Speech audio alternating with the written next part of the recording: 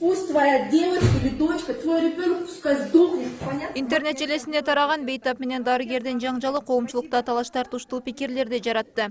Чынында акыркы убактарда дарыгерлердин кызмат көрсөтүүсүнө канааттанбаган бейтаптардын саны көбөйүп келет. Айрым дарыгерлердин айтымында уруш жаңжалдар көбүнчө дарыгердин туура эмес дарылаганынан эмес, бейтаптын кезек күтүп көп туруп калгандыгынан улам келип чыгат. Азыр көп уруштуктар это чисто из-за грубого отношения болуп атат да. Даже баягы неправильная диагностика, неправильное лечение эмес, именно мамиледен уруш чыгып келатат. Ошого биз ар дайым айтабыз, жакшы мамиле кылгыла, доступно түшүндүрүп бергиле, и ошондо как бы бейтаптар деле уруш кылбайт. Жакшы түшүндүрсөң түшүнөт. Но ага карабастан мен өзүм деле практикующий врачмын, и өзүмдүн примеримде эле айтсам болот. Көп больнойлор келет, пациенттер жакшына түшүндүрүп, мындай деп айтып берсең деле ага карабастан эле кыйкырынып, уже агрессивный болуп, лишь бы бир нерсе деп айтыш керек болуп, урушкусу келип турат да. Ал эми ушул эле оорукананын кабыл алуу бөлүмүнүн башкы дарыгери жакынкы эле убакта өзүнө бейтап тарабынан кол салуу болгондугун айтып, бейтаптардын укуктарын баары колдошот. Ал эми дарыгердин оюн уккан орган жок деп белгиледи. Ал өз сөзүндө электрондук кезекти киргизүү менен бейтап менен дарыгердин ортосунда узун кезектен улам уруш жаңжалдын азайганын айтат. Күндүзгүдө эч кандай пока жалптар болгон жок. Өчүрт күтүү боюнча же болбосо бейтап каралбай калган.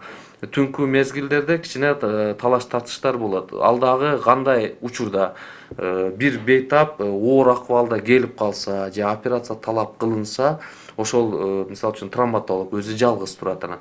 Ошол травматолог операцияга же болбосо оор абалда реанимация бөлүмүнө кирип ошол жерде кароолор же болбосо текшерүүлөр, изилдөөлөр жүрүп аткан мезгилде артынан кийинки бейтап бир травматологду күтүп калышы мүмкүн, же нейрохирургду же хирургду дана. Азырынча шаарда мындай жаңыдан салынып техникалык базасы чыңдалган ушул шаардык клиникалык ооруканасы гана бар.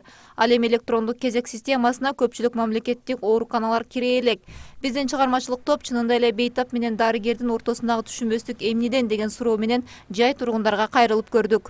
Адамдардын ортосундагы кандайдыр бир ысык мамиле жок да. Сый деген жок, урмат, сый.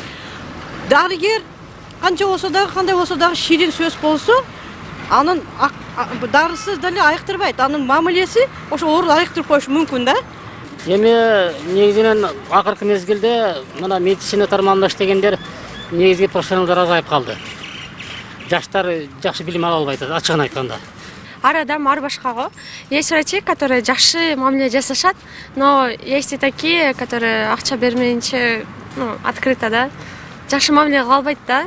Ошого я вот очень хотела бы, чтобы мен өзүм да көп ооруп барганда немеге карап, статусуңа карап мамиле жасашат да. Я вот обращаюсь ко всем врачам, чтобы адам кандай семьяда, кандай статусуна карабастан баарына бирдей мамиле болсо жакшы болот эле да.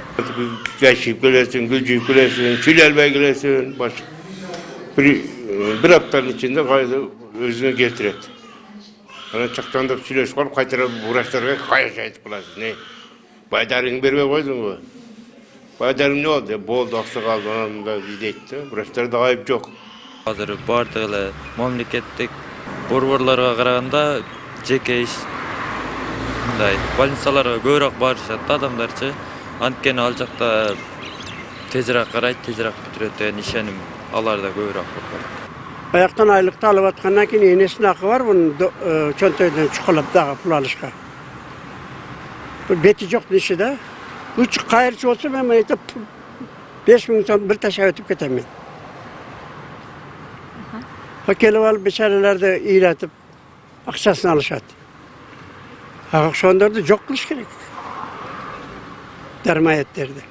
Бир жагынан узун кезек күтүп чыдамы кеткен бейтап, экинчи жагынан дарыгерлердин жетишсиздиги бейтап менен дарыгерлердин уруш талашынын уланышына себеп болуп келет.